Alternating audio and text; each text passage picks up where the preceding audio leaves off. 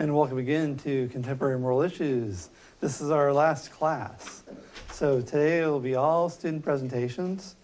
Just a few announcements. My office hours will be different next week. I sent out a Moodle message with them. I don't want to tell them off the top of my head because I'm not sure. I'm also available by appointment. So look at those hours. If you can't make them, I can be up here on campus at other times. Make sure to, extra credit exam, it closes tomorrow at 5. If you need extension, you can talk to me about that. The final exam opens after class. Is there anybody that's chomping at the bit to get in there at 4?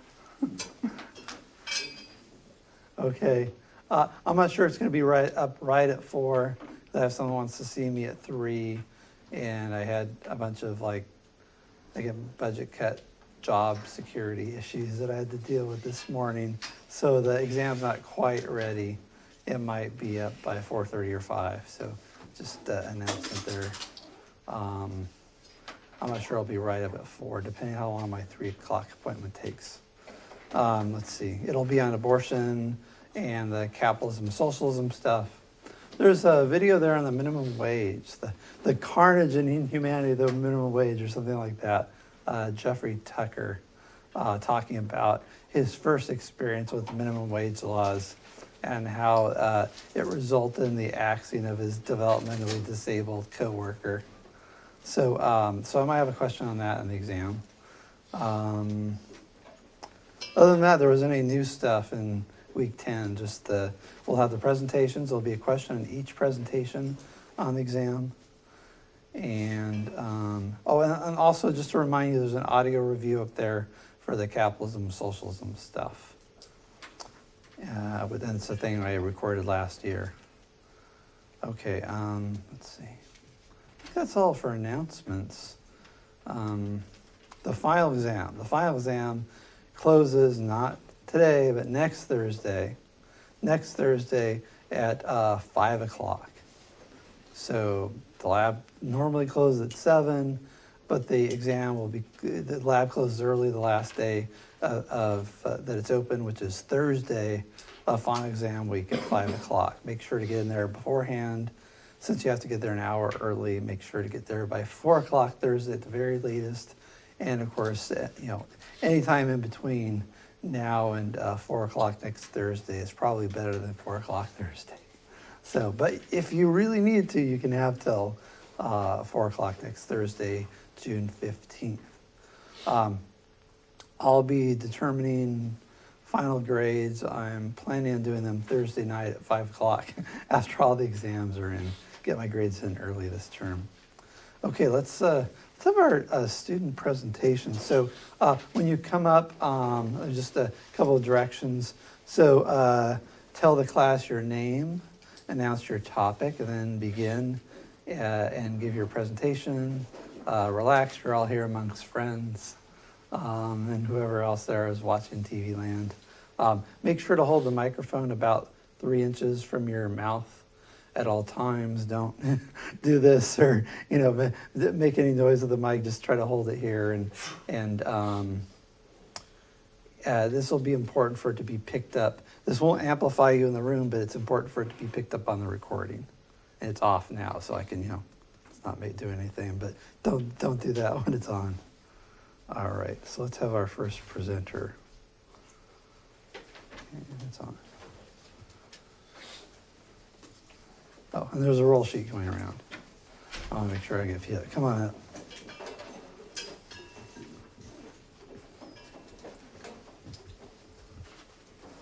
And no need to stand like a normal place or behind the lectern. That's good. Okay. Is it on? Yeah, the mic is on. Okay. Yeah. My name is Kai Logue. I'm doing a subject on the mental illness stigma. And one thing to know about mental illness is that it's not understood properly by most of the greater population. So Like, there's a couple, I'm only going to be talking about a couple. I'm going to be talking about depression, and also bipolar goes under the whole thing of depression. It's like a subcategory. Like, they thought it was the same thing, but it turned out it wasn't. And then there was anxiety, and that's usually generalized anxiety I'm going to be talking about. And then I'm also going to be talking about OCD, which is it's like anxiety, but it's a lot more difficult, and it's a lot more harder, and it hinders people's lives. And so when people are depressed, like, it's not that you are down, like, or sad, like when you go through a breakup, or when you go through a death of a loved one. It's very natural to feel sadness during the time. It's really helpful for the mind to go through sadness with this. But depression is more like you're numb, like the feeling of numbness, or you're down, you're anxious. And a lot of time anxiety and depression go together. Sometimes they're separate, but with depression, it's just like you're really low, and you just don't have like the energy to get out of bed, and you're really tired. And those are some of the symptoms, and it's really hard to get through that sometimes. And a lot of it has to do, sometimes the hippocampus and the brain of depressed people, if they've been depressed for prolonged periods of time, the hippocampus tends to be a little bit smaller than if you compare it to a lot normal brain structure of someone who's not depressed. And sometimes it's due to an allele. They found an allele that is like connected to depression and mental health.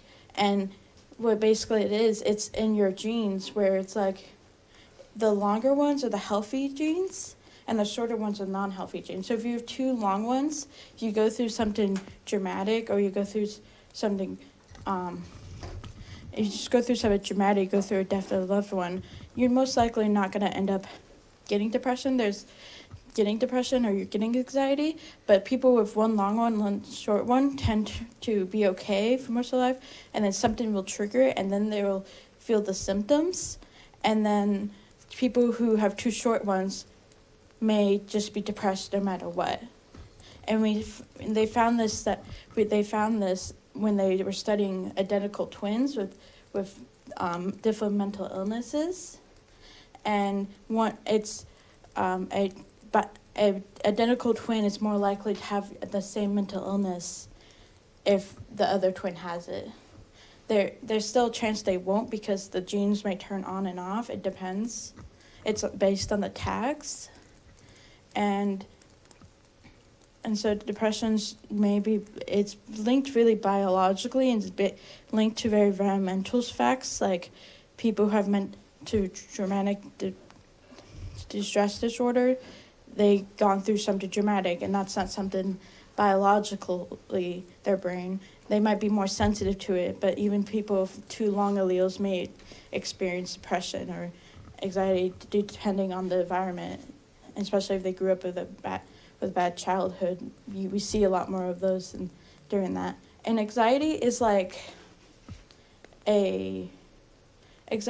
different for depression, because it's like you're anxious like all the time. Like, it's like if you want a feeling that I can like that helps is that when you're walking upstairs in the darkness and your foot falls through because you thought there was a stair, but there wasn't, and there's a sinking feeling in your gut, that's basically how anxiety is. It's not true for everyone, but like a lot of times that's how people describe it. And it's a weird feeling, and it's like your brain can't stop thinking, and it's really different than being anxious over a stress. It's being anxious over anything, like, oh, did I say something wrong? Just like constantly thinking in your own head and mental stigma. A lot of times people will come up to someone with anxiety, with depression, and they'll be very like strict on them, like, why can't you just get better? You just need to shape up. There's people in Africa who are starving. That is true. People in Africa are starving, but it's it's not okay to say that to someone who's depressed or anxiety, because they could have everything in the world but still depressed and anxiety. And it's very important that we aren't telling people this, because a lot of times a lot of that will lead to suicide, and suicide's a really big issue. And it's very people who end up not committing suicide, and they've done studies on them, they tend to be okay afterwards. Not all of them, but the people who do talk about it, they feel better that they didn't. And it's just a huge problem. And a lot of times suicide is illegal by the government, so they can take the people who are suicidal and are threatening suicide, they can take them into the hospital so they can get help. And they'll resource them to therapists, they'll take them to the mental institute, which doesn't happen a lot, actually. That's actually very rare.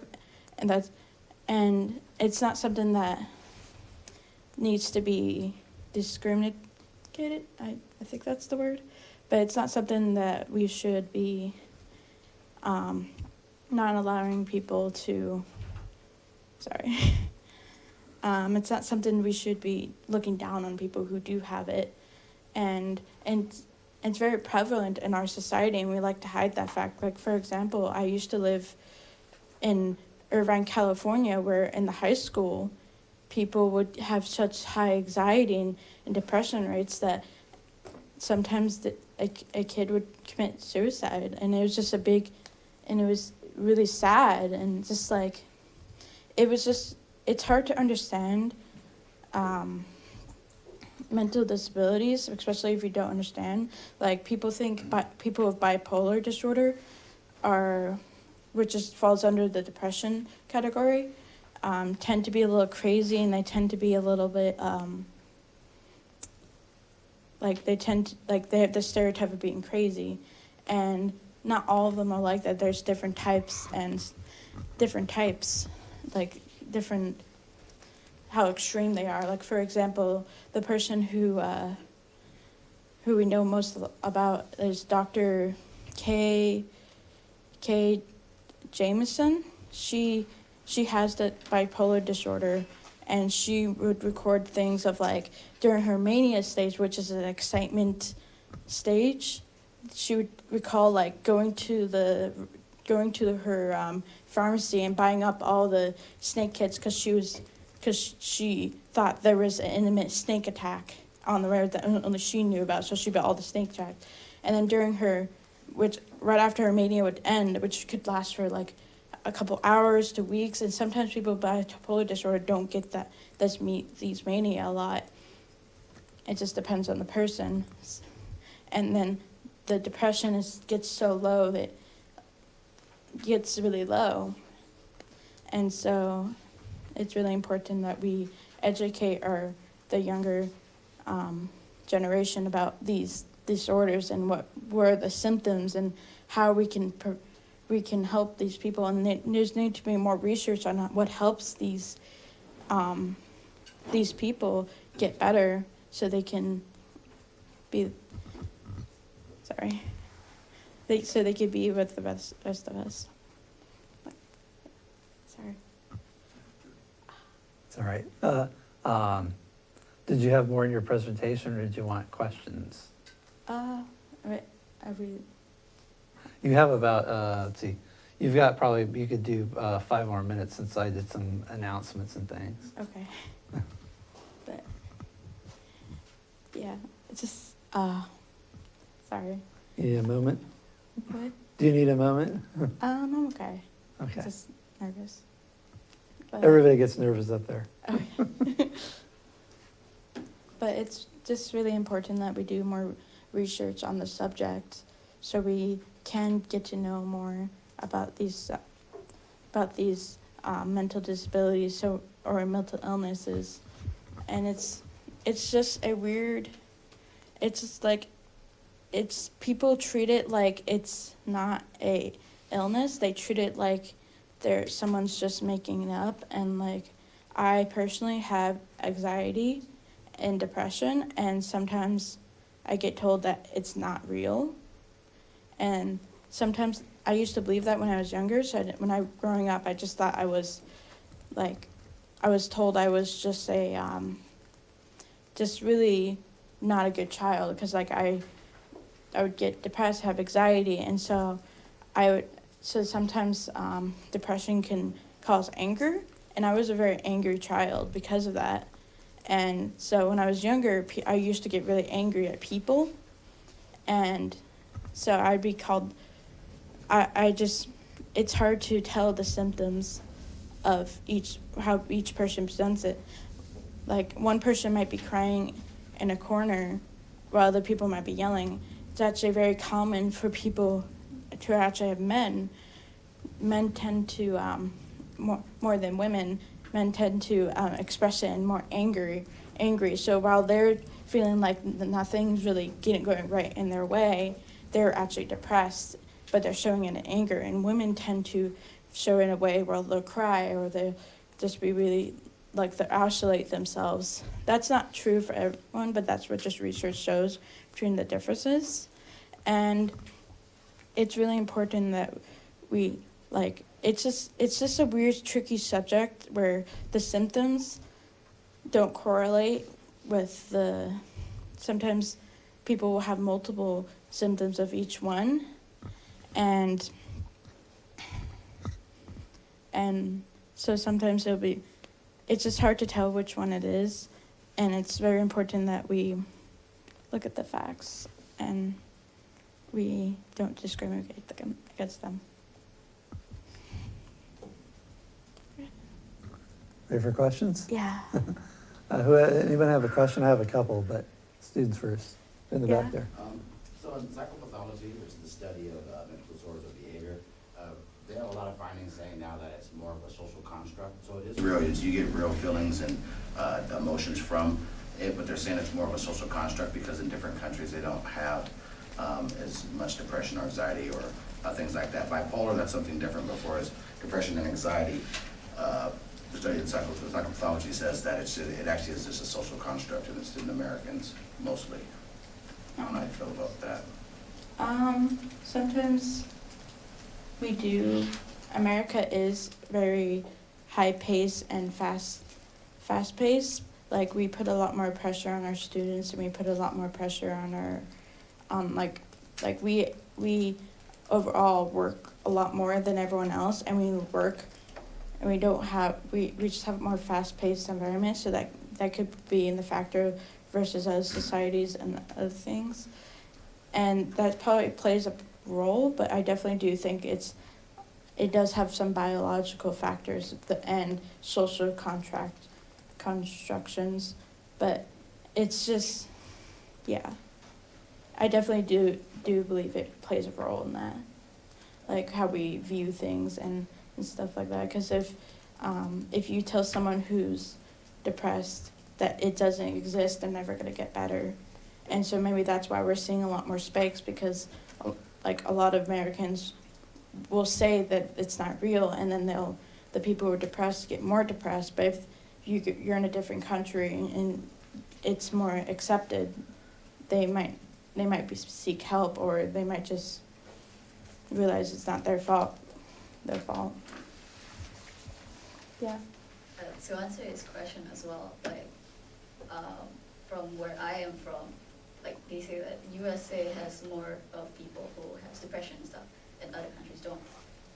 From my opinion, I feel like we have a culture in my country that we don't have time for mental disease. So for people who have it, we don't get to express it because people don't look at it as a problem. They think of it as, something we made up. So we don't really talk about it. So that's why it's not really proven that other countries don't have as much as the USA, because we don't talk about it. That's it. Yeah. That makes sense. That's kind of like how back before we started talking about this, that people didn't know, like a lot of people are saying that, like, that I know this is not mental illness, but autism, that people are saying autism is a lot more prevalent in today's society, but it's not. It's always been there, but it's just never been researched and stuff. Like a lot of those people who had autism, they were thrown in the mental institute and never talked about. So maybe that's why we're seeing a lot more rise of mental illness, just because we're learning about it, because we're taking steps forward to learn about them. And it's hard to know. It's hard to, if you don't know what it is, you can't really, if you don't know what a mental illness, like if you don't believe mental illness doesn't exist, or you don't know what it is, it's hard to tell if you have one. So. It seems to me the stigma of mental illness has been reduced. I see one side of that is like the prevalence of therapy dogs and the rules, the loosening of rules based on the Americans with Disability Acts for people with mental illness to have a therapy dog with them, as opposed to just a person who's sight disabled or has some other condition. It's recognized as a genuine medical condition, and this is seen as something that the person needs to have with them. I was wondering if you might talk about the substance abuse and mental illness, and I don't know if did you look at that all in your research or? Yeah, a lot of people tend to use substance abuse to help with their mental illness, and that's a huge problem. And that's why a lot of times, like for example, like drinking, like and alcoholism, tends to be heavily connected to depression. And there's actually scientific debate whether or not they should be treating the depression and then treat the alcoholism, or they should treat the alcoholism first and then the depression. But a lot of times they're starting to do both of them at the same time, so the depression and the alcoholism are both being treated, because it's like when you have alcoholism, you're just trying to treat something that you're really sad. Like a lot of times it's like you're really sad about, and it gets addictive because you're not feeling the way you are, and it can turn to like a 3. And as you drink more, if you take drugs more, like you have to have more and more and more, and that's why it turns really bad really fast. One last question, and a quick answer, if you will. All right. Yeah, it's kind of relating back to what she says. Like I've noticed like an increasing trend, especially here in the United States, of trying to relay lots of depressive and mental, especially depression, with being like a genetic thing. You know, just definitely like you were born with this like brain that allows you not to have that, and it seems to like alleviate a lot of stress for families. You know, we have like a child who committed suicide or whatever. It's like oh, there's nothing you could have done. He was like born with a bad brain and stuff. And you know, also it gives the person suffering from depression this alleviation, like, oh, this isn't my fault, you know, that I'm depressed. But I almost feel like sometimes it, like, you know, maybe other countries, like what she was saying, like they don't see it as a genetic thing. And I also see this problem where when you relate onto genetic things, like, what can you do about it? You were born with this bad brain, and your only answer is to take pills and take medication for it and stuff because you're born that way. And I think it sometimes like detracts people from dealing with their trauma and like trying to go to a more healthier lifestyle, or possibly like dealing with the issues rather than like being like seen as a genetic factor. I don't know. How do you feel about that? I definitely think that it's like, I know I talk about genetics a lot, but I also think it's only part of the problem, because a lot of depression also has to deal with lifestyle, and also has to deal with environmental styles. Like if you grew up, even if you have the depression allele, you might, if you grew up in a good environment and you grew up really happy and stuff, you could be not depressed. Like if you just grow up a different way, the environment around you is positive, you could not. And sometimes people with, like, people who do have the long gene allele that was talked about, sometimes they do get depressed because of different factors in their lives. And so I think mental illness is so complex, is that there's factors, and a lot of times like different treatments will help with different people. Like some people can go to therapy for 3 months, and for like 3 months and not get depression pills to start depressive, to get the pills, and it doesn't mean like,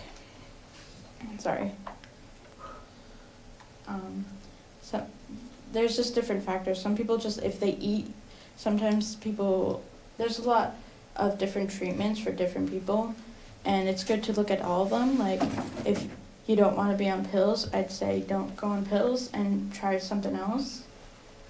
And you don't have to look at it as genetically you didn't win the lottery. You just have to keep trying to get better. And sometimes it's hard to reach out. And so a lot of people, one way to help that is to go out to someone who will help you. And it's just a big factor. And I definitely don't think it's just on genetics, because if it was just on genetics, like you said, that people would feel like they can't help it. And it's almost like you can't do anything about it if it's just genetics. And we're going to have to leave it there and move on to the next presenter. Thank you very much. Hold on to that. Could you, the next person, come up and just take the baton? Whoever's volunteered to be number 2. Try not to bump the microphone on the table or anything.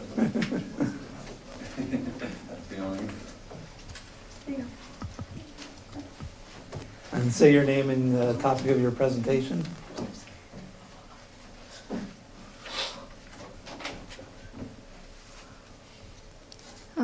Okay, so my name is Pia, and I'm going to do a presentation about third culture kids, in short TCK. And just to give you guys a definition, TCK, according to Ruth Hill Sim, are people who came from the home or first culture and moved to a host or second culture, and then afterwards form a culture or lifestyle different from either the first or the second cultures. So my arguments would be we should have more understanding of the moral issues raised by these people, because there are some social issues that are related to those as well. For example, TCKs usually, because they came from 2 different cultures, and sometimes it's hard to identify the identity. They usually are more prone to have identity crisis, and that will lead to some mental health issues that could affect their career or academic achievement. And also for people who have identity crisis, they were probably more prone to seeking for a sense of inclusion, which could lead to other problems, which I would talk about later. So my first argument would be TCKs that have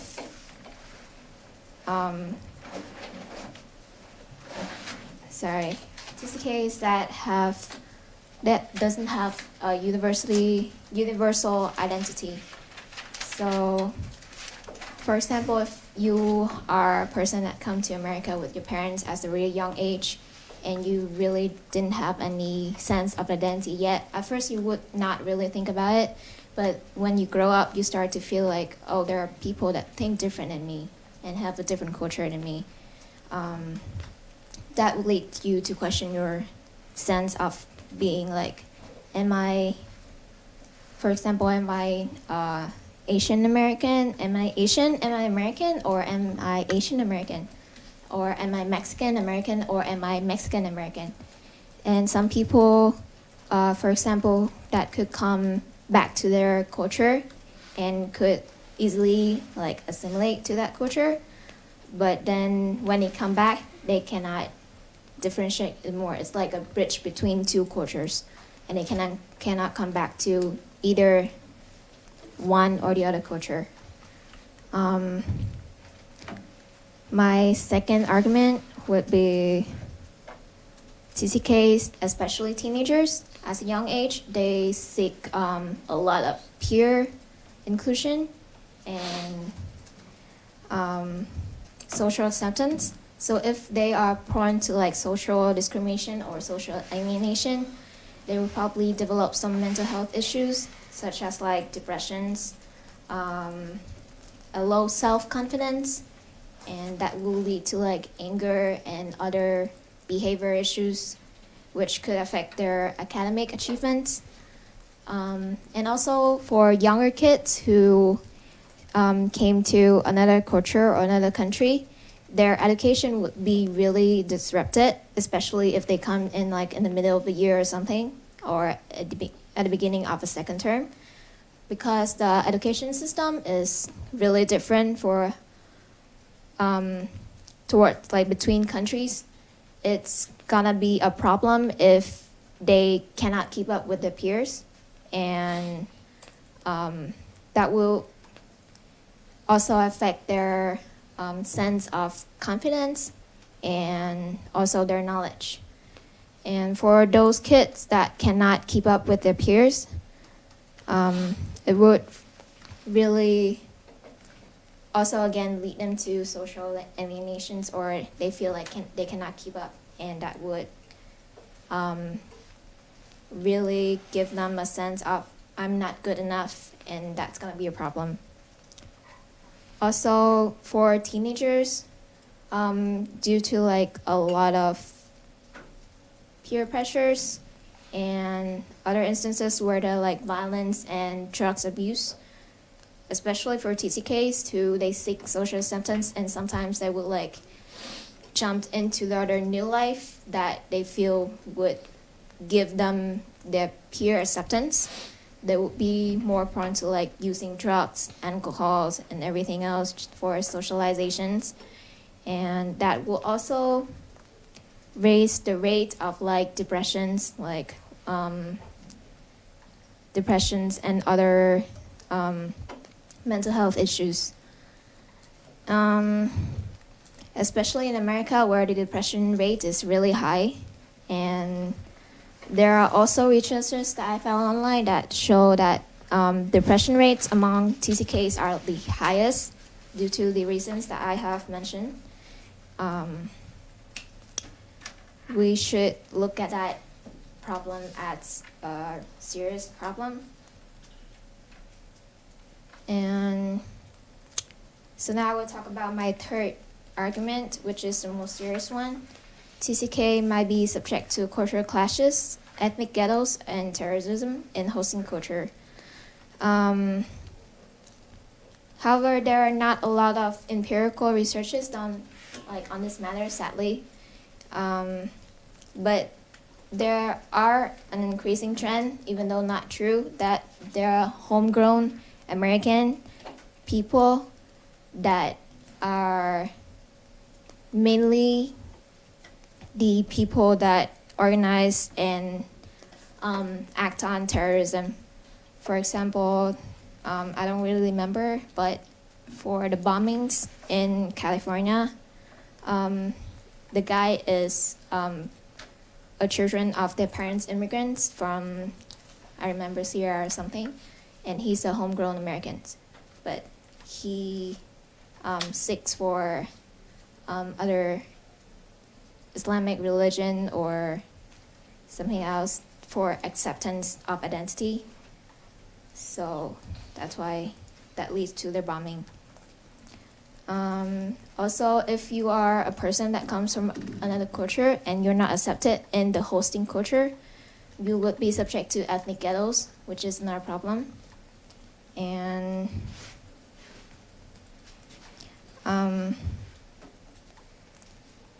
for the sense of also identity crisis, if you are subject to ethnic ghettos, you will have a sense of like resentment against the hosting culture, and also that will also lead to like seek for acceptance, which in some instances violence, for example terrorism.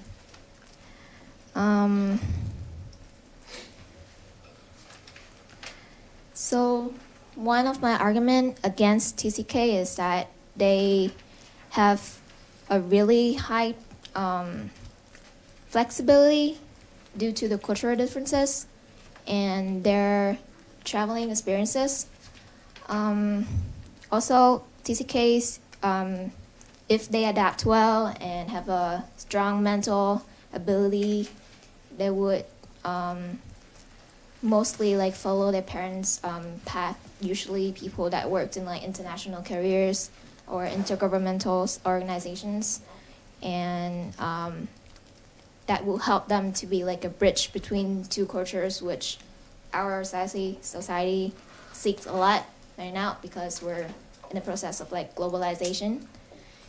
But one argument about that is that, like I said, due to if they don't have strong mental abilities and they're not socially accepted, that would lead to a lot of social problems like violence, drugs, and more severe terrorism. So I would suggest like a solution, which there's a quote from research that I really like, and that's redefine the definition of culture to share experiences rather than share nationality or ethnicity. And in addition, we should develop a society where we're more welcoming, understanding of people who have like probably their countries has social problems like bombings, attacks, religious differences that leads to violence, and they flee to another country. We should be more opening and welcoming and have like an open-minded and educated population that is more understanding about this subject. And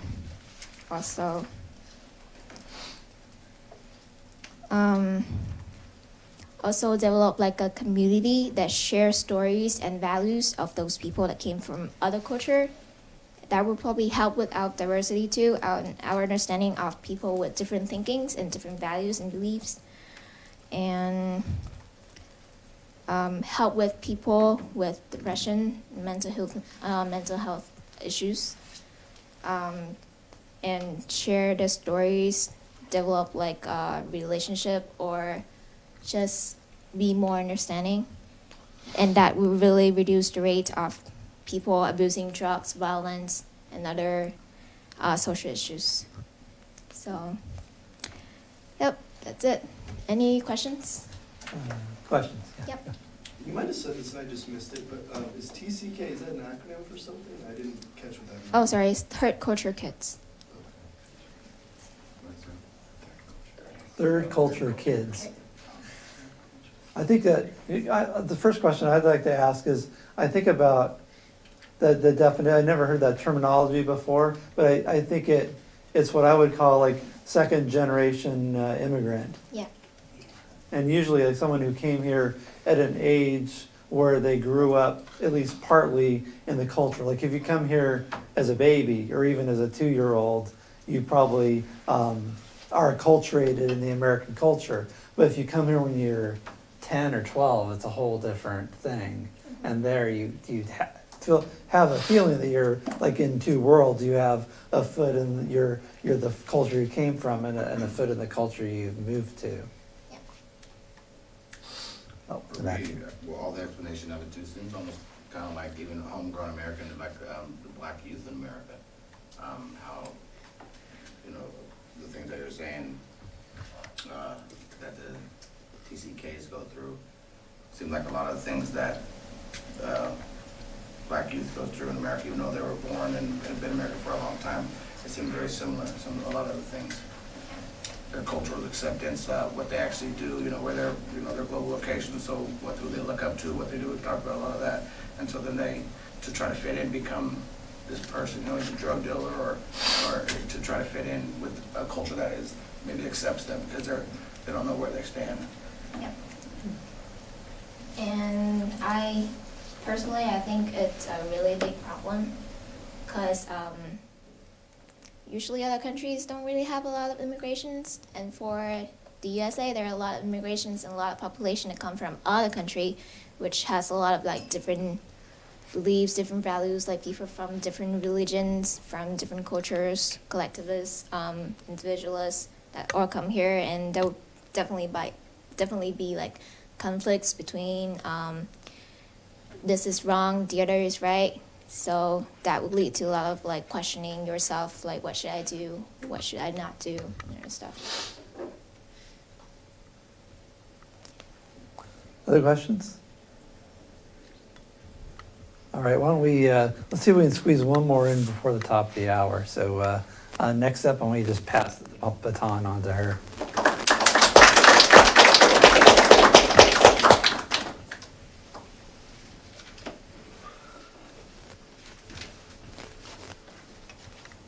And make sure to hold that about 3 inches up from your mouth and speak clearly enough for people in the room to hear. Okay, hi. I hope you can hear me. So, hi, my name is Ira. And today, I'm going to talk about something a little bit different from everyone else, which is death penalties. And before that, I'm going to say that I'm sorry if I suddenly have an accent out of nowhere. I'm a little bit nervous, so yeah.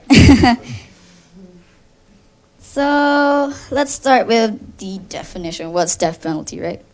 Let's do that. Death penalty is known as well as capital punishment. So it's the same thing, right? And it means that it is a punishment of execution on people who commit crimes. Suppose that, right? So here are some statistics of death penalties. Let's get into that. And I'll start with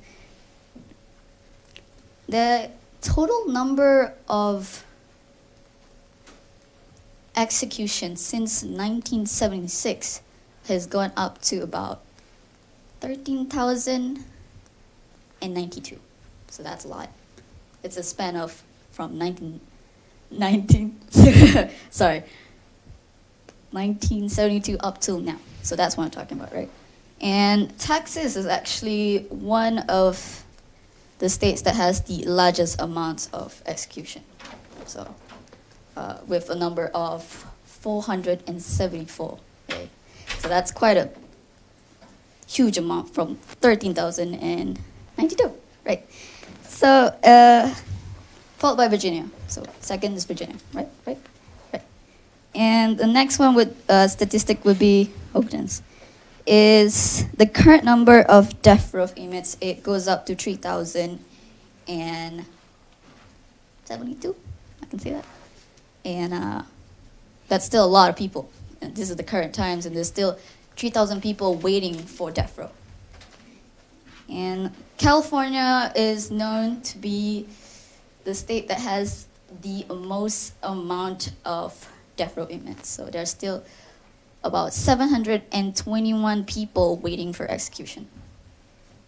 So yeah, those are a little bit of statistics.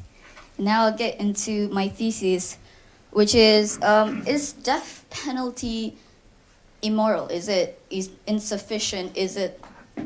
Can it be accepted in today's society, right? Should we actually ban this kind of punishment in today's society? So for me, I would say it should. It needs to be banned.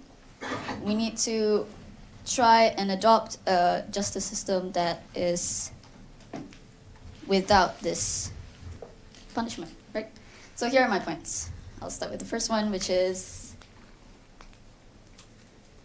money, right?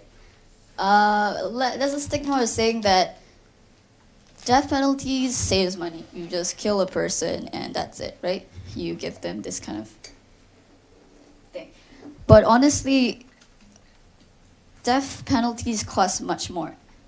It's taken from your taxes, which then increases it, something like that. And death penalties doesn't just start from the execution. It starts from when the case starts as a death penalty case, up to the day that the person's executed. So in that span, there's a lot of trials, pleading, which will cost much more money, and like money such as doing the court rooms and stuff like that, and attorneys also cost a lot of money. So that's a lot, right? And the average cost of a death penalty case can go up to $2.4 million. So that's a lot. So I'll go to my next one, which is death penalty. I find it immoral because it's barbaric. It's, especially in today's society, as we grow and advance, we learn from our past. We learn what's morally right and what's morally wrong, right? And also that it violates the unusual and cruel clauses by the Bill of Rights, so the 10th Amendment, right? One of, everyone knows the 10 Amendments, right? Or yeah, I don't need to explain. Okay. I think it was the 8th 10 Amendment. 8th Amendment, sorry. In the 8th Amendment, it says that excessive bail should not be required, nor excessive fines imposed, nor cruel and unusual punishments inflicted, right? So to know that statement and to have that thought of executing someone, it just contradicts each other, right? It just kills the amendment, and the amendment is what we live on. That's how that's how the justice system works, from the amendments, right? And I shall go to the next one, which is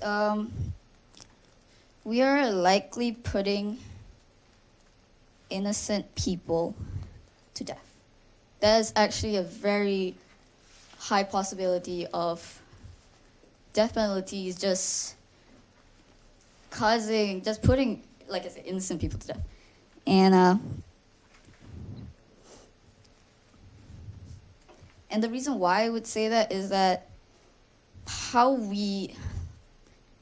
I've read articles and talked to people, how would we justify giving the execution? So you would say, if someone commits murder, they should get the same thing, right?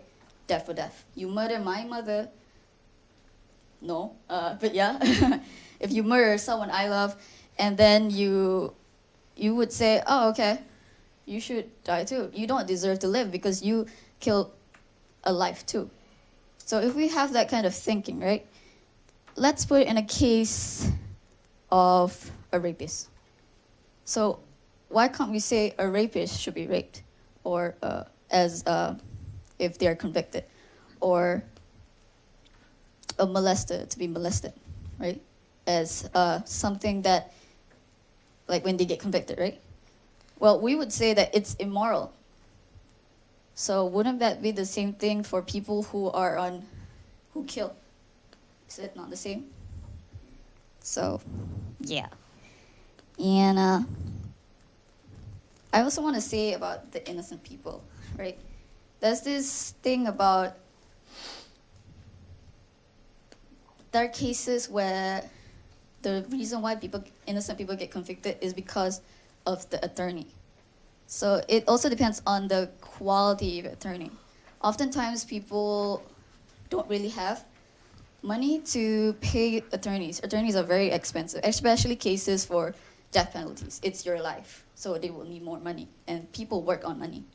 So a lot of cases where innocent people are convicted is because their attorneys don't do a good job, or most of the time the attorneys do it for free because they want recognition. They want to be known out there so that they can get more jobs for them. So, you get what I mean?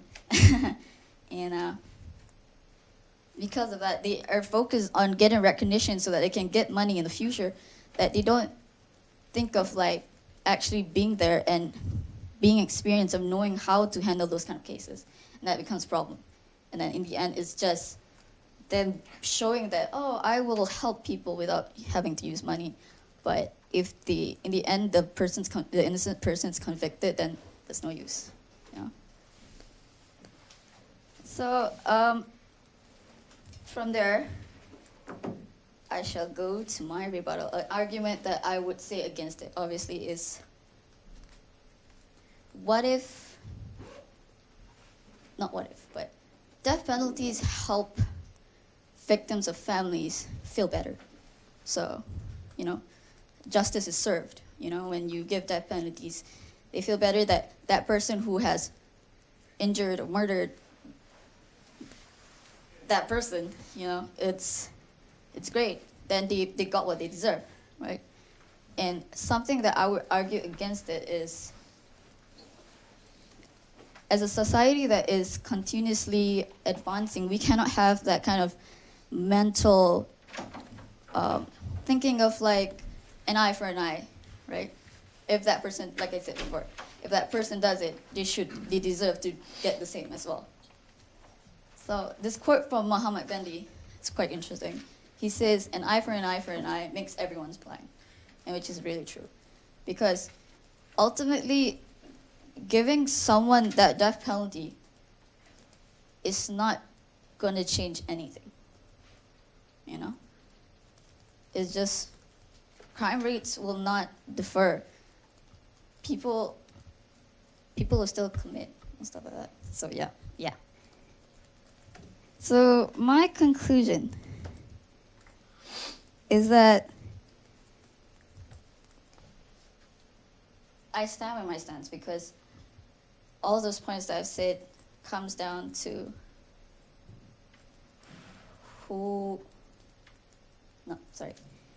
life in prison is far more better than giving death penalties to other people. And it's to be known that it helps people more. It is more effective. That's the word. It is effective. Effective in the sense that I would say through programs. So people who don't get death penalties go through programs, right? I've seen documents about people actually having jobs in prison. So in a way, those programs will help them associate with society and not feel like they are not with society after killing. So instead of putting them and blaming them, we try and be a better society and be a more advanced society by not doing what they did. So in the sense that they kill, we're gonna do something different. We're not gonna kill them. We're gonna provide you a program for you to be better. And then that's anything other than that, it's you, right? So,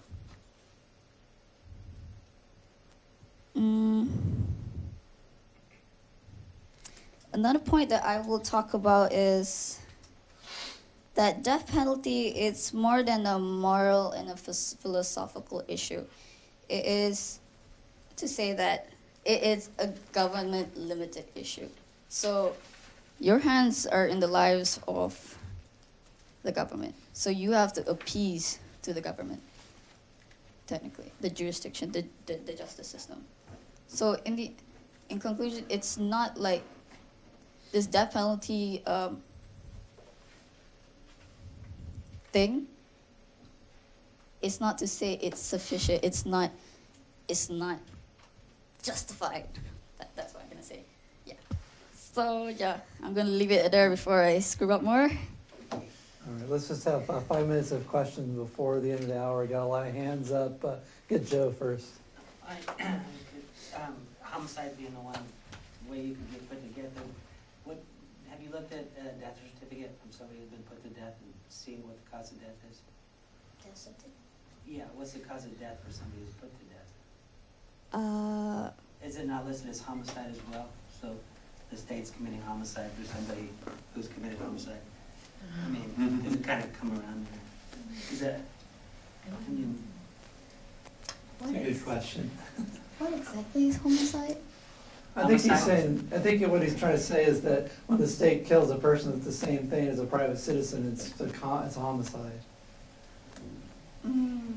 Well, I guess I can just say I go back to that thing about an eye for an eye, So we want to be better, so Yeah. rather than saying that it's the same thing, yeah. No, I agree with you. I was just saying it seems like what you're saying does make sense. It's like we're doing something Mhm. to them, which we don't want them to do. Okay, we have another question? Yeah.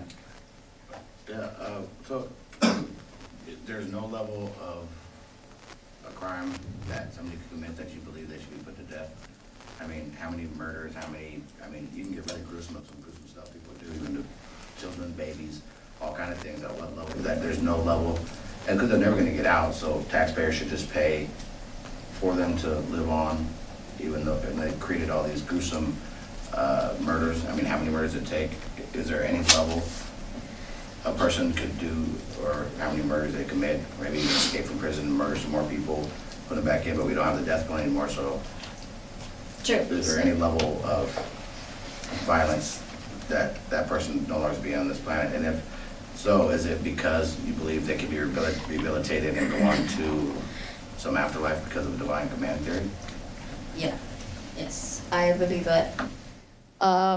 To answer your question, if like that's a level of how we can like convict people, right? Is that what you're asking, right? I'm asking, you say that you don't believe whatsoever, no matter what heinous crimes people have committed and how many, there is no reason or no obligation for us as a civilized society to put them to death. Yes. Okay. I don't believe that because it's ultimately a human right. So even I go back to what I've said in my points is that we need to understand that. I'm sorry, I'm kind of like brain farting right now. Can I ask a follow-up related to that? Yeah. So let's take a particular example. Richard Ramirez, the Night Stalker. He broke into people's houses. He raped the woman, tortured her, told her made her say that she loves Satan, killed their boyfriend or the husband, and murdered half a dozen people. And so there's a guy who I would say deserves to die, but he gets 3 squares a day. Gets to live out the rest of his miserable life at state expense.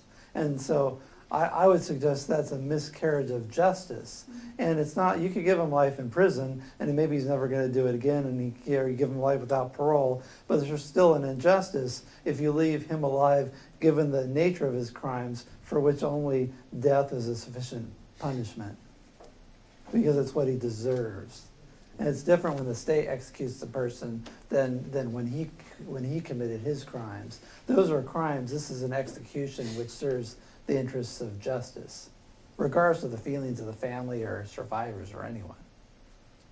So if you're talking about justice, I go back to the amendment, right? Oh, so on that, the cruel and unusual punishment thing, there's also the Fifth Amendment, and it says, no person shall be deprived of life, liberty, and property without due process of law. Yes. So no person shall be deprived of life assumes that the state has the right to deprive a person of life. And in the Constitution, there were crimes against, there was a crime of treason for which people, were and have been executed, and it's in the Constitution. I think the cruel and unusual punishment, as I look at it, referred to things like drawing and quartering, boiling people in oil, and other things which actually were practiced at the time. People were executed, but tortured to death, or just tortured. True. Yeah. Before that, I would like to say that also I do agree with you, but now we're in today's context of like the amendment using in today's context.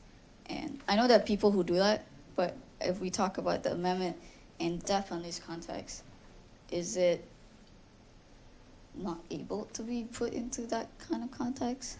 Well, it Is depends still on what the life? words cruel and unusual mean, and you have to look at the intent of the words and the people that wrote it. And again, if you look at the other amendment that was ratified at the same time that says you can be deprived of life, it seems like you would have to think the people that wrote that were stupid. They didn't see there was a logical contradiction between saying you could deprive someone in life in the Fifth Amendment and then having something that says you can't deprive them of life in the Eighth Amendment. True. That would be my Like, argument. there's a problem with that because there's that and this. So what is right? Is justice? Does the justice leak right now? Is it is it correct because we're following with the amendments? But then there's a contradiction in it. So Well, the point is, there's only a contradiction if we read it the way you're supposing we read it. True. If we look at it in its original context, and don't assume that it automatically by say today's, and not just like modern standards, it's basically half the country with progressive or liberal values that think the death penalty is always bad, no matter how horrific the crime. It's only if we assume that about the death penalty that we would read it that way. Go ahead. sorry, I'll go there first. Yeah. Oh, yeah, no, So I watched a documentary a while ago, and it was like for why, like, it made a really good point for why we shouldn't have a death penalty, because there were like all these cases like before genetic testing was done, where tons of African American males were like put to prison, put to death and stuff. And later on, when genetic testing came out, they were able to look at it and they're like, oh no, like these people are actually innocent and stuff, and now we can't go back because they were executed. And if anyone's ever had a public defender who knows how poor the public defenders in this country are, can see how how like lots of people get imprisoned. However, though, I feel like there are punishments, like for instance, like let's say like someone's shooting at a cop, there's like a shootout and the cop like injures them and they're able to arrest the guy. Now let's say what if the cop ended up killing the person? We would have no issues with the cop, like, oh, he was defending his life, he shot the person and they were dead. But afterwards, if they're like, oh, this person murdered them and we got him in custody, now we're going to keep him alive, and the whole argument that it's cheaper to like keep him in life in prison than kill him, like that's just like has to do with bureaucratic regulation though, because you can kill someone for free. It takes the money to keep someone alive for like years and years and years. So I don't really see that as a valid argument. That has more to do with the inefficiency of our prison system, I would say. And also what you said about how people like we wouldn't send a rapist to prison to go be raped and stuff. I like definitely hear like the pedophile thing where like oh, I wish I could kill that pedophile guy, and like, oh, don't worry, when he goes to prison, like all the prisoners hate pedophiles, they're probably going to beat him up and rape him too and stuff, and he'll get what he deserves. So I disagree with that sentiment as well, and I think there are punishments that would warrant for that, but I think our legal system like needs better public defenders and make sure that the person really is truly guilty of the crime. Sure. And like I said, how would you feel like if the cop like had killed that person? If the cop had the right to kill that person, I think you would agree because he was defending his own life. But then afterwards, if they're like, okay, this person did all these heinous things, and he tried to kill the cop, now we don't have a right to kill him. So. Okay, I think one brief point, then I have a final one, and we'll take a break. I was going to ask, you said you are divine command theorist, so you do believe in a higher power or some type of afterlife. If you could wrap your head around and just picture maybe if there was no afterlife, would you hold the same view? Like if there was no afterlife and it was just this life, then would it matter to try to rehabilitate that person or make them be a better person or be forgiven for something? Would it even matter? So if I believe that there's no afterlife, would my views change? On the death penalty. On the death penalties. Because there's nothing to be fixed, it's just the end. No, I would still believe that.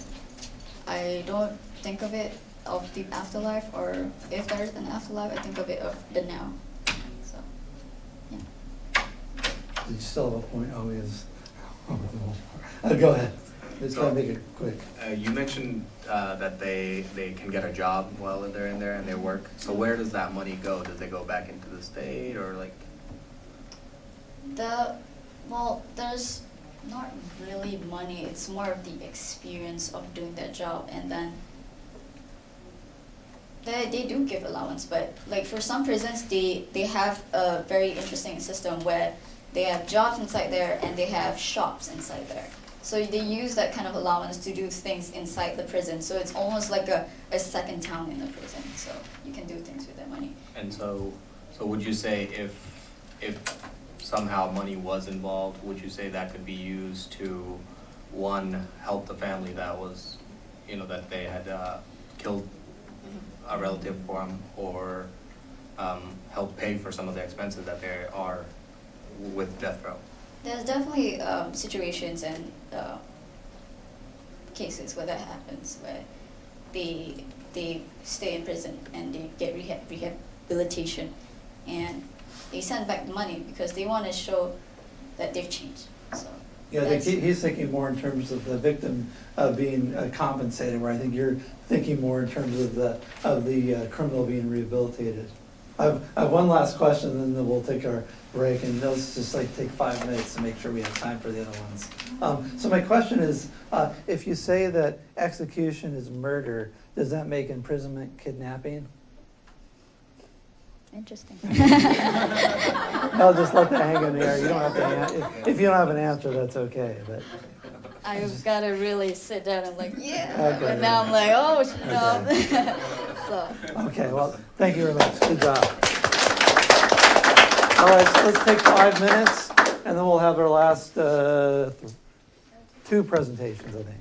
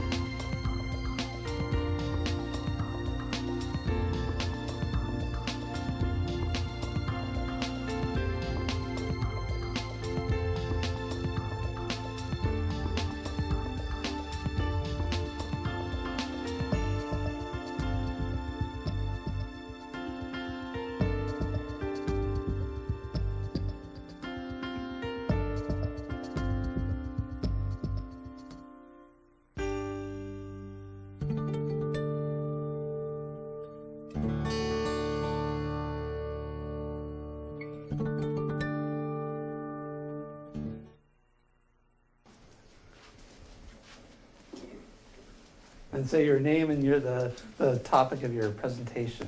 Okay. So my name is Noor Chinta Camelia Binti Ibrahim. A little louder, please. Oh, sorry. My name is Noor Chinta Camelia Binti Ibrahim. I'm the second Noor Ibrahim here, as opposed to my sister. So for today, I'll be talking about, is Islam compatible with modernity? Okay. So in my position, yes, Islam is compatible with modernity, and I'll try my best to explain why. So my first point is that the verses in the Quran might be more ambiguous than people think. So the problem with this is when people tend to read the Quran, they will kind of cherry pick what they like and what they don't like, and it's also the same with Muslims, because the problem with Muslims is they would read the ones that they like, and they're like, yeah, my religion is the best, without reading the others and understanding the stuff that we have done in history. And versus people who are non-Muslim, who read the Quran and only understand the bad things that happen and think that Islam is not a religion of peace. In my opinion, Islam may not be a religion of peace, but the Quran does teach us a lot about peace. And there are a lot of things that that might have been raised in this class that are questionable, but I've tried my best to find verses from the Quran or basically hadiths that will support my claims. So let's see. Okay. Let's see. Okay. So the Quran talks about individuality. The real purpose of the Quran is not to give harsh punishments, but to reform the criminal, but not to spare him if persists despite better opportunities in life. It is also used for this reason that no Muslim country today has good traditions of social or physical sciences. For these sciences to flourish, one needs liberal democratic culture. Islam talks about how, you as a person, you have to learn how to adapt with the times. There's no specific verse that really talks about that, but it does talk about how you should just do good as a Muslim, which is the two things that you have to know if you want to be a Muslim, which is one, to serve yourself to God, and two, is to just do good.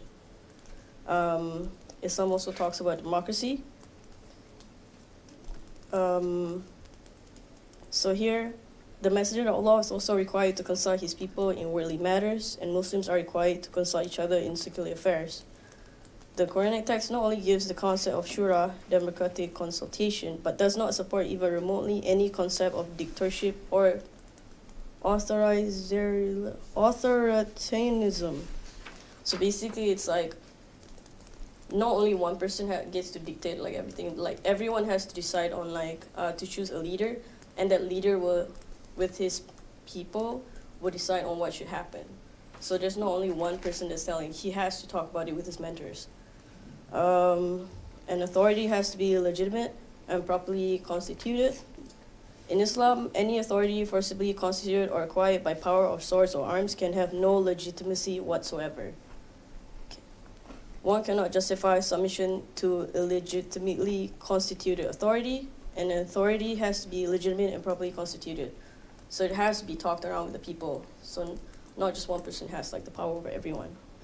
Okay. Another thing about is can talk about in Islam is religious conquest, jihad, as everyone knows. So the thing about jihad is in Islam, it's only thought that jihad can be properly executed if it is to defend oneself from aggression. So what I've learned in Islam is you cannot attack someone else before they initiate it. So you're not allowed to declare war unless before talking to the other person, if you can properly talk about how you guys can get over it. So if there's no talk of peace, you guys don't meet each other, stuff like that, and they just declare that they want to put a war against you, then only you can initiate the war against them. And yeah, let's see. So the cool thing is there are rules when it comes to jihad as well. You cannot kill any old person, any child, any woman. You cannot kill the monks, the people who are sitting in places of worship. You're not allowed to destroy the area. You're not allowed to destroy the crops. You're not allowed to steal stuff from them, because the purpose of jihad is just to fix basically just to fix, how do I put it? It's more to like, if there is a war, you want to end it, but not to increase the war. It's basically to end the argument. There was one time where Prophet Muhammad saw like a corpse of a woman lying on the ground, and he was like, why is this woman dead? We're not allowed to kill women or older people. And he is against killing of any kind. And people say that there is a thing where like people say that like Prophet Muhammad did raise his sword and kill a lot of people. But the thing is like he cannot do that, because in the Quran you are not allowed to kill people unless it's only like to self-defense. But there are like stories where it is mentioned that he has killed people and stuff like that, but that is only like during the war, and only because of that. And he's not allowed to do any other killing other than that.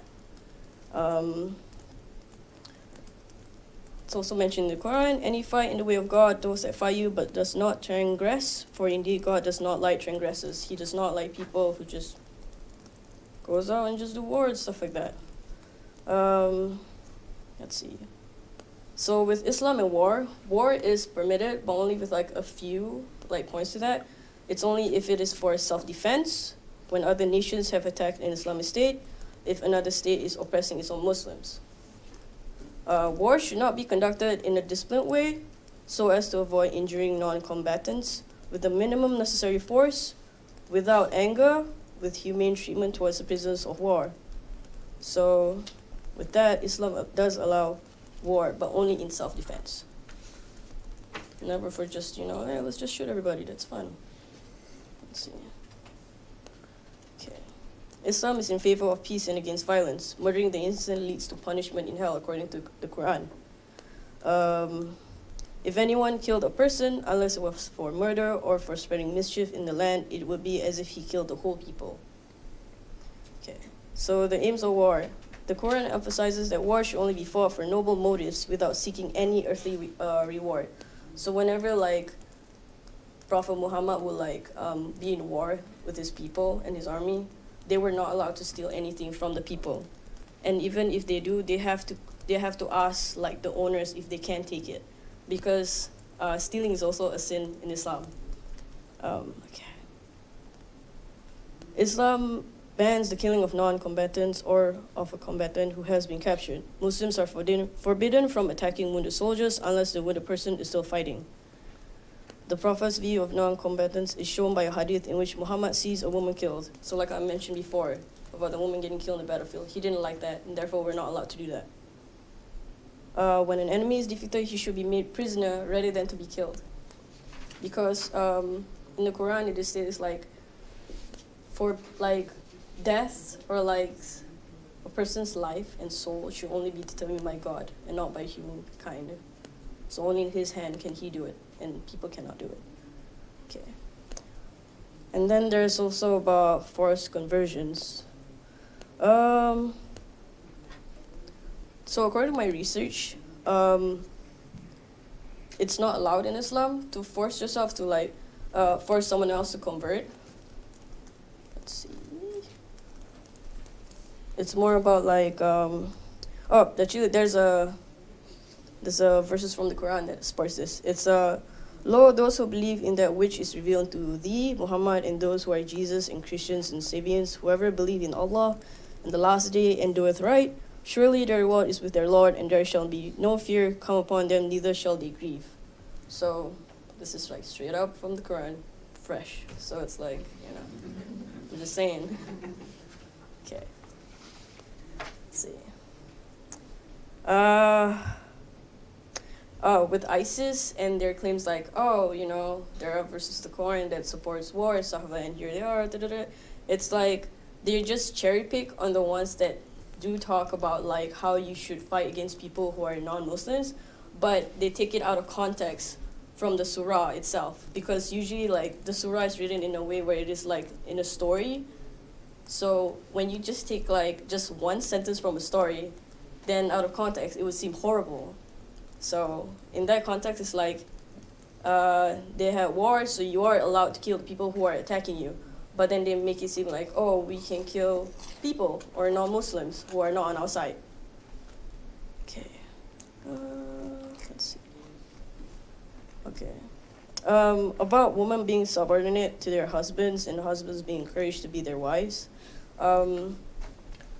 It's kind of like a 50-50 thing to me. It's more of like, it's very hard to explain. It's like the whole beating thing is allowed, but it cannot hurt the woman itself. That is not allowed in Islam. You cannot hurt your wife. It is more of like, you are only allowed to like lightly like tap from like the bottom half of the body and not at the above. So the bottom half like has more, fat, so it doesn't hurt as much. But you're not allowed to inflict pain towards your wife. That's forbidden. Let's see. Women have rights similar to those of men over them in kindness, and men are a degree above them, which is also from a verse of the Quran. Not really above them, but like, you gotta remember in context, it's like men and women are the same. Let's see. Okay.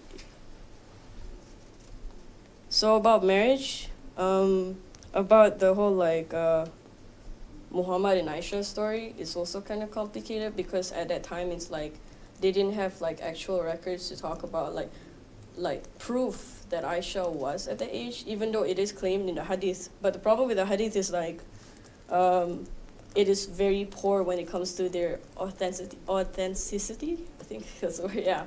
So it might be true, it might be not, because these words are not like coming directly straight from Prophet Muhammad. These are coming from his like friends and family. So some might say like she was like 9, some might say that she's like 6, some might say she's like 19. So with that context, it's like we have no idea which was the right one. But the thing that you have to remember is in Islam, it is only valid that a marriage is between 2 consenting adults. So if Aisha did not allowed Muhammad to marry her, he could not get married because that's not allowed. Okay. Also, a woman has her right to own her to choose her own spouse, basically. So if Aisha was like, no, I don't want Muhammad, then then Muhammad can't get her. So that's not allowed. Let's see. It also in the hadith also like said that like they also had a loving relationship. So they would like hold hands and drink from the same bowl sometimes. They would joke around. And Aisha was a very, very fierce woman in like Islamic history. She's not just some guy girl that Muhammad married. She was more than that. There was a story. She emerged riding a camel to lead the troops when Muhammad was not there. Sometimes she'll make jokes about Muhammad, but in a joking kind of way, and he'll be okay with that. Like he wouldn't be like, oh no, that's not cool. He was cool with that. Yeah. And after Muhammad died, apparently she became the most prolific and distinguished scholars of her time. She did help a lot. Okay.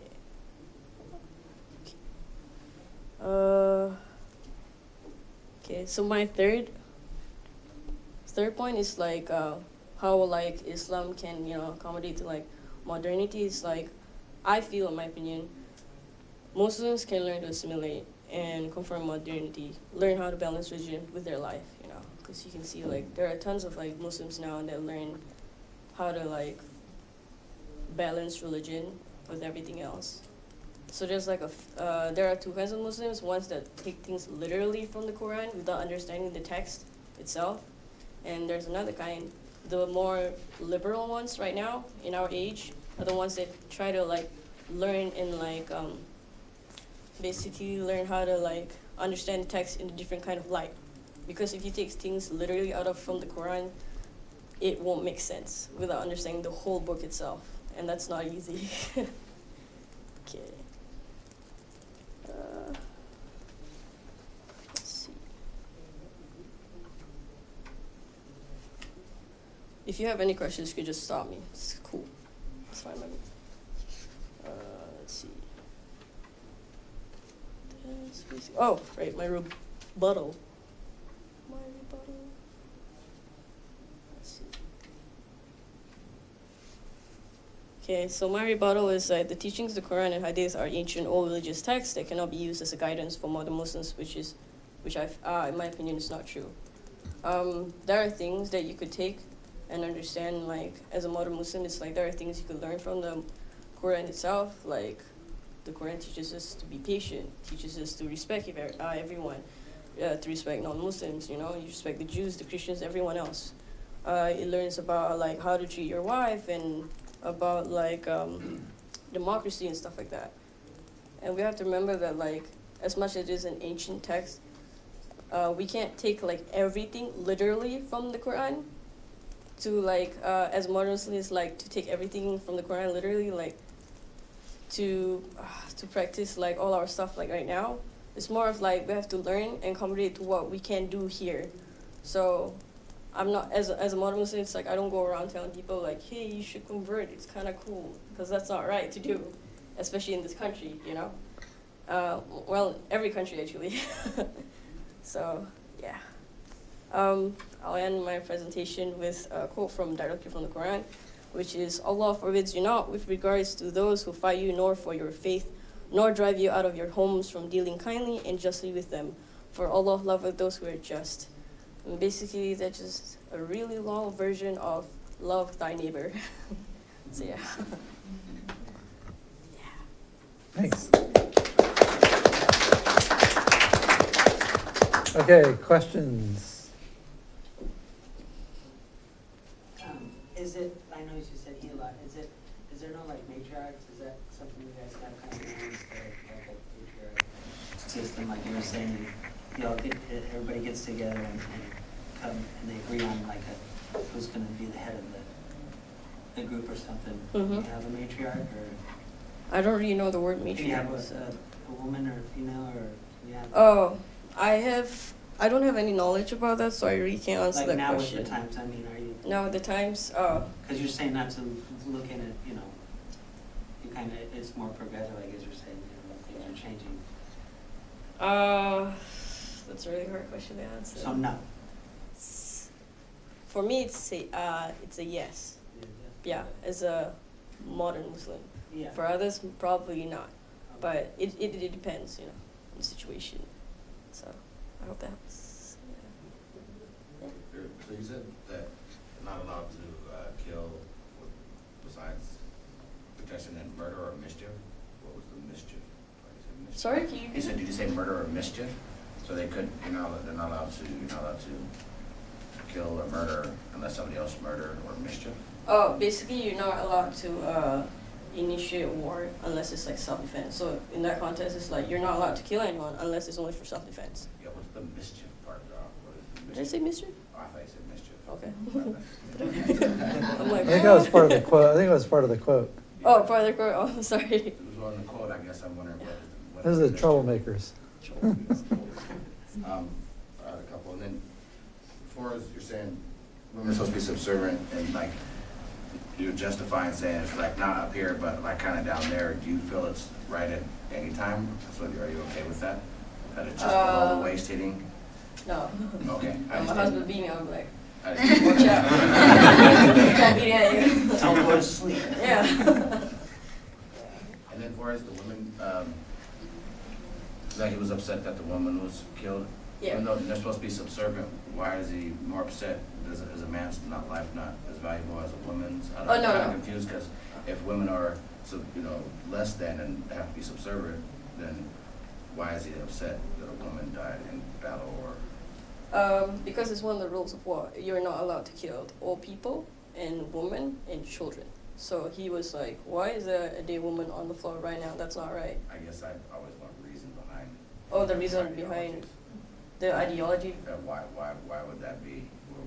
For what reason? There has to be a reason for, I don't know, if you just say that, then there's no reason behind it. There has to be some purpose or understanding, why. I don't know. That's also a pretty hard question to answer. Okay, For what what? was the question again?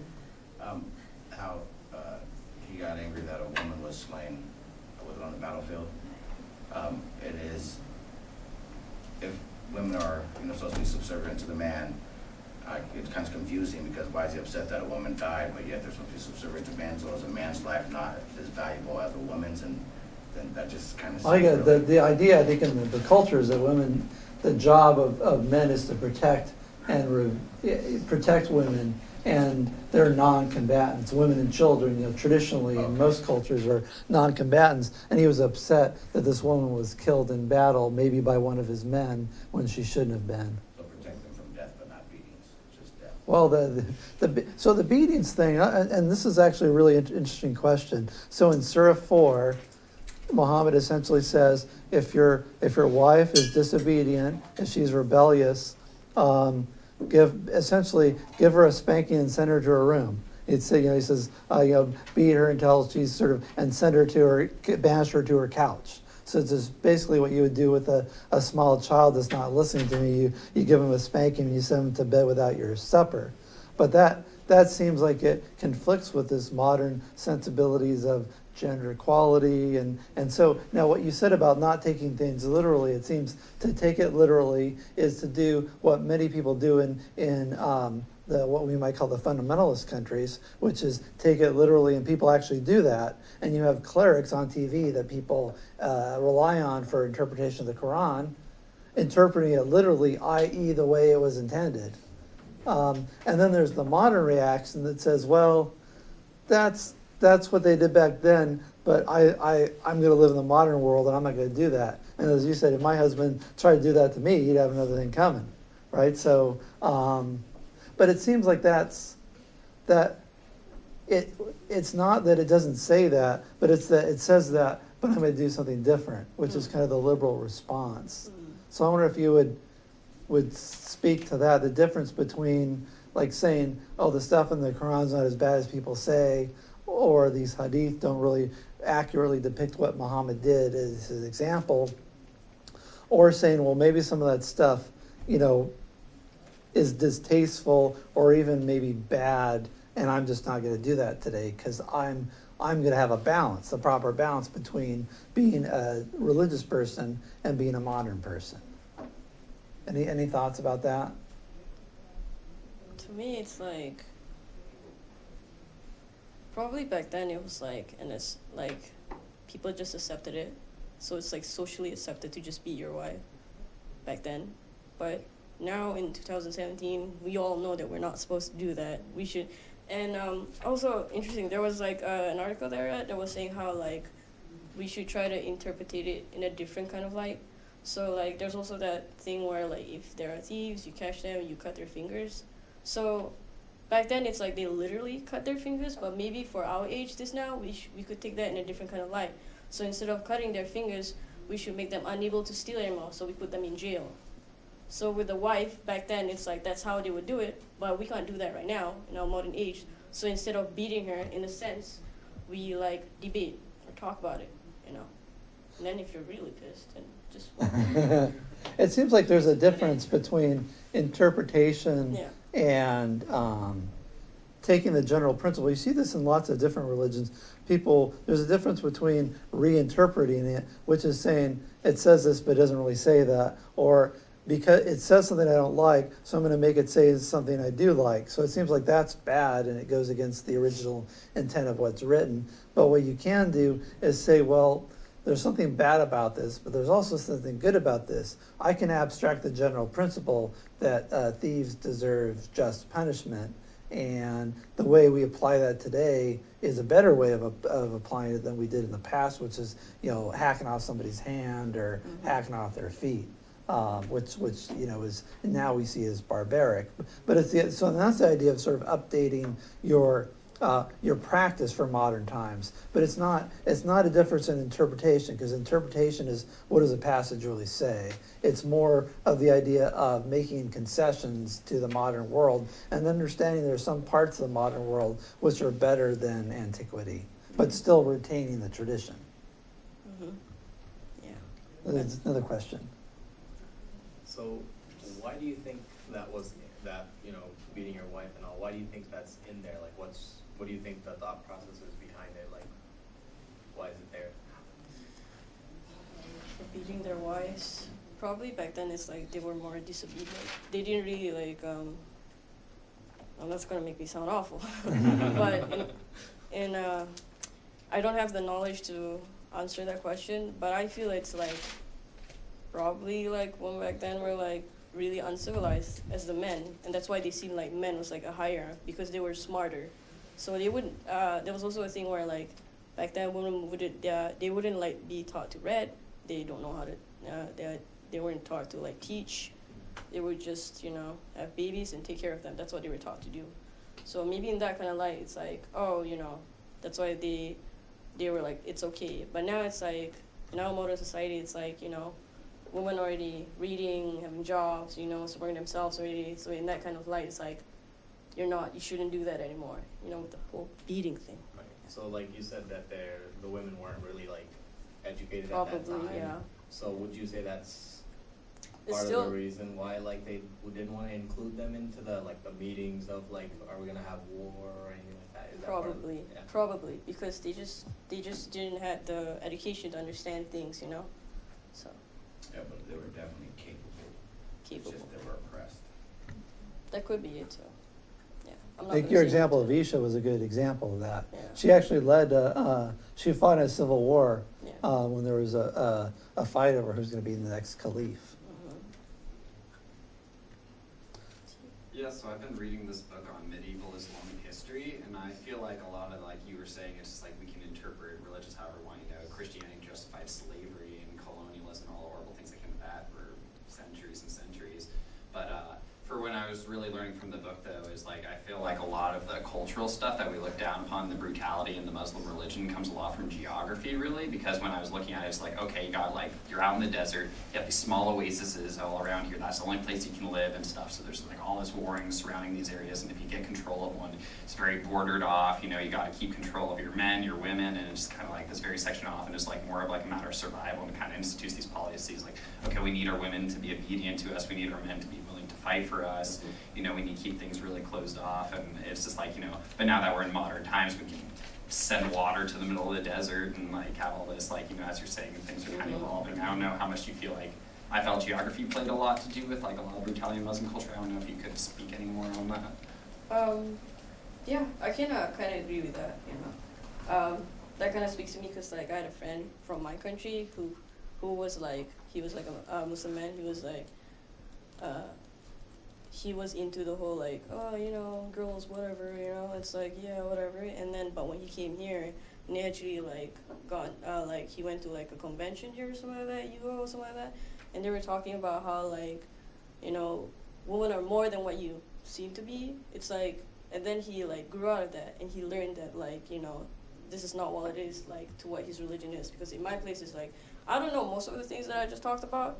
If I didn't do this philosophy paper, like I wouldn't have known about it.